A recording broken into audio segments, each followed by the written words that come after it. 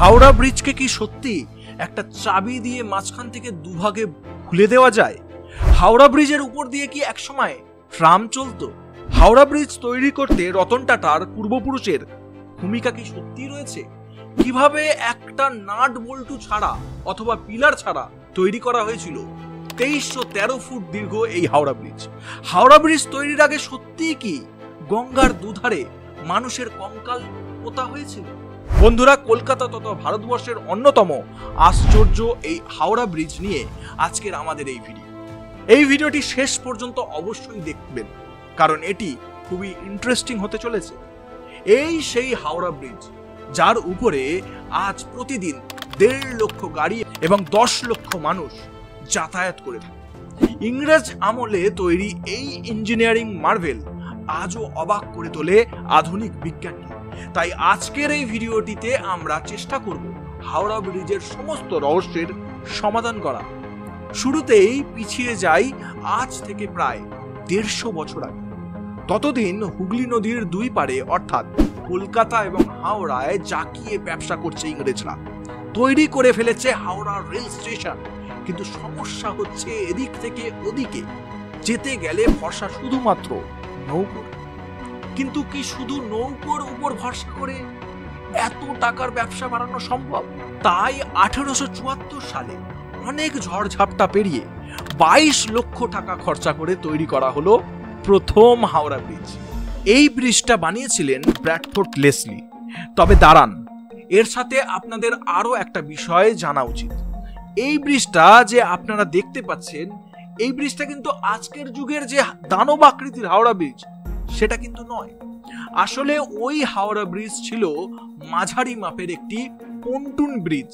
আমি জানি এবার হয়তো আপনারা ভাবছেন যে এই পন্টুন ব্রিজ জিনিসটা আবার কি।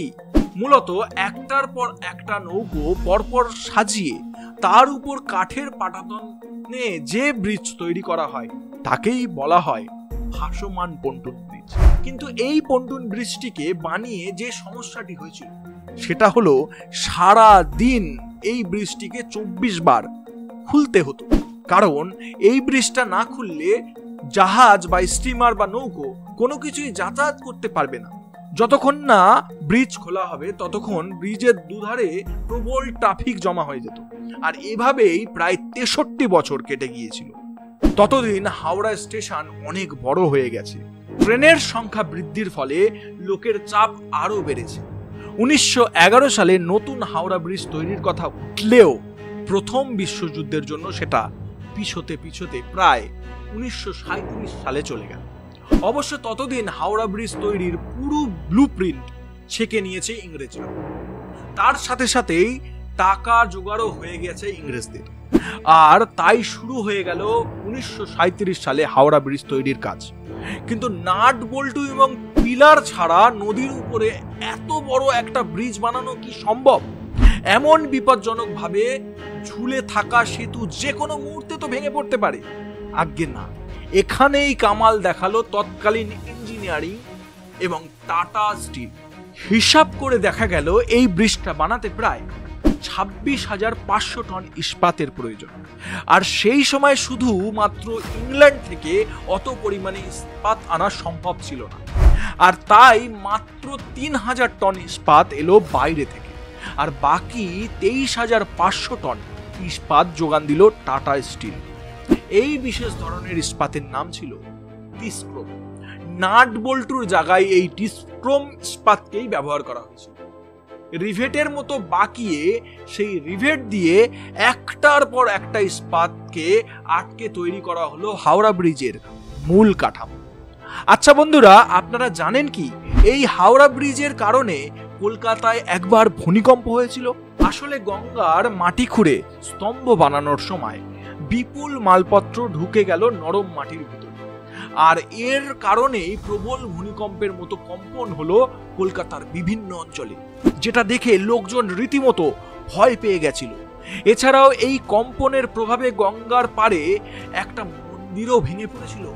তবে যাই হোক, একদিকে কলকাতায় যখন হাওড়া ব্রিজ তৈরি হয়েছে, ঠিক তখন সারা বিশ্ব জুড়ে চলছে দ্বিতীয় বিশ্বযুদ্ধ। জাপানের শত্রুপক্ষ ইংরেজ, আর ইংরেজদের ঘাঁটি তখন কলকাতা। আর তাই জাপানিদের যুদ্ধ বিমান মাঝে মধ্যেই কলকাতায় বোমা ফেলত। বন্ধুরা, আপনাদের জানিয়ে রাখি যে সেই ভয়ঙ্কর সময় যখন জাপানিদের ভয়ে কালো রঙে মুড়ে ফেলা হয়েছিল সাদা পাথরের ভিক্টোরিয়াকে, সেই সময় নীরবে কাজ করে যাচ্ছিল ব্রেথওয়েট বার্ন অ্যান্ড জেসপ কোম্পানির কর্মচারীরা। জাপানিদের নজর এড়াতে 1942 সালে তৈরি হয়ে গেছিল 269 ফিট উঁচু, 71 ফিট চওড়া এবং 2313 ফিট দীর্ঘ এই হাওড়া ব্রিজ, যা আজকে নদীর উপরে প্রায় 1500 ফুট এলাকা জুড়ে ঝুলে রয়েছে। সেই সময় ইংরেজদের কাছে এটা বিরাট বড় একটা সাফল্য ছিল, কারণ তারা সে সময় বিশ্বের 3য় বৃহত্তম ক্যান্টিলিভার ব্রিজ তৈরি করে ফেলেছিল। বন্ধুরা, আপনারা শুনলে চমকে যাবেন যে এই ব্রিজ তৈরি করার খবর তারা শুরুর দিকে কোথাও জানাতে পারে। এমনকি 1943 সালের 3রা ফেব্রুয়ারি মাঝরাতে কোন রকম উদ্বোধনী অনুষ্ঠান ছাড়াই ভারতবর্ষের তথা পৃথিবীর বিখ্যাত হাওড়া ব্রিজ সাধারণ মানুষের জন্য খুলে দেওয়া হয়। আসলে সত্যি সত্যি সেই সময় ব্রিটিশরা জাপানিদের ভয়ে প্রচন্ড ভয়ভীতি হয়েছিল, কারণ সেই সময় প্রায় 2.5 কোটি টাকা খরচ করে তৈরি করা হয়েছিল এই হাওড়া ব্রিজটিকে। যদি কোনোভাবে জাপানিরা এই ব্রিজটির ব্যাপারে খবর পেয়ে যেতেন, তাহলে তারা এই ব্রিজটিকে কয়েক মুহূর্তেই ধূলিসাৎ করে দিত, আর তার সাথে সাথেই ধূলিসাৎ হয়ে যেত এই হাওড়া ব্রিজের পিছনে 7 বছর কঠোর পরিশ্রম। কিন্তু এখন একটা প্রশ্ন থেকেই যায় যে কিভাবে এই হাওড়া ব্রিজ ইংরেজরা গোটা দুনিয়া থেকে লুকিয়ে রেখেছিল। সেটা সত্যি একটা রহস্য ছিল। বন্ধুরা, চলুন এবার জেনে নেওয়া যাক হাওড়া ব্রিজ নিয়ে কিছু কৌতূহল এবং কিছু রহস্যময় কথা। বলা হয় হাওড়া ব্রিজের উপর দিয়ে এক সময় নাকি ট্রাম চলতো। কথাটা ঠিক বন্ধুরা, একটা সময় হাওড়া ব্রিজের উপর দিক দিয়ে কিন্তু ট্রাম চলতো। প্রথমে যে যানটি চলেছিল হাওড়া ব্রিজের উপর দিয়ে সেটা 1 কামরা বিশিষ্ট একটি যাত্রীবাহী ট্রামই ছিল, এবং 1993 সাল অবধি হাওড়া ব্রিজের উপর দিয়ে ট্রাম চলাচল করত। কিন্তু সেতুর উপরে চাপ বাড়তে থাকার কারণে এই ট্রাম চলার ব্যবস্থা সম্পূর্ণ বন্ধ করে দেওয়া হয়। বন্ধুরা, এই হাওড়া ব্রিজ নিয়ে আরো একটি মিথ রয়েছে। এই ব্রিজটা নাকি একটা চাবির সাহায্যে 2 ভাগে খুলে ফেলা যায়। আগে না বন্ধুরা, কোন রকম কোন রহস্যজনক চাবি দিয়ে এই ব্রিজটাকে খোলা যায় না, কারণ এই ব্রিজের নিচ দিয়ে জাহাজ চলাচলের জন্য যথেষ্ট জায়গা রয়েছে। তাই এই দাবি সম্পূর্ণ ভিত্তিহীন। এমনই আরো একটি ভিত্তিহীন গুজবও রয়েছে এই হাওড়া ব্রিজে। হাওড়া ব্রিজ তৈরির আগে নাকি কোনো এক তান্ত্রিক নির্দেশ দিয়েছিল প্রায় 100 জন মানুষকে নরবলি দেওয়ার, আর তাদের দেহ নাকি পুঁতে দেওয়া হয়েছিল গঙ্গার দুধারের মাটিতে। এই প্রক্রিয়ার জন্যই নাকি আজও কোন রকম ভূমিকম্প, সাইক্লোন বা জাহাজের ধাক্কা সামলে মাথা উঁচু করে দাঁড়িয়ে রয়েছে এই হাওড়া ব্রিজ। আগে না বন্ধুরা, এমন বিষয় নয়, এটা সম্পূর্ণ ভুল ধারণা। আসলে হাওড়া ব্রিজ দাঁড়িয়ে রয়েছে উন্নত ইঞ্জিনিয়ারিং এবং টাটা স্টিলের মজবুতির দৌলতে। বন্ধুরা, এর বাইরে আর কোনো রহস্য নেই। তাই হাওড়া ব্রিজকে নিয়ে এসব আজে বাজে কথা একদমই আপনারা বিশ্বাস করবেন না। সো বন্ধুরা, এই ছিল হাওড়া ব্রিজ নিয়ে কিছু অজানা রহস্যময় তথ্য। আর আজকের এই ভিডিওটি যদি আপনাদের ভালো লেগে থাকে, তাহলে এই ভিডিওটিকে একটি লাইক করার সাথে সাথে আপনার বন্ধুদের সাথে শেয়ার করবেন।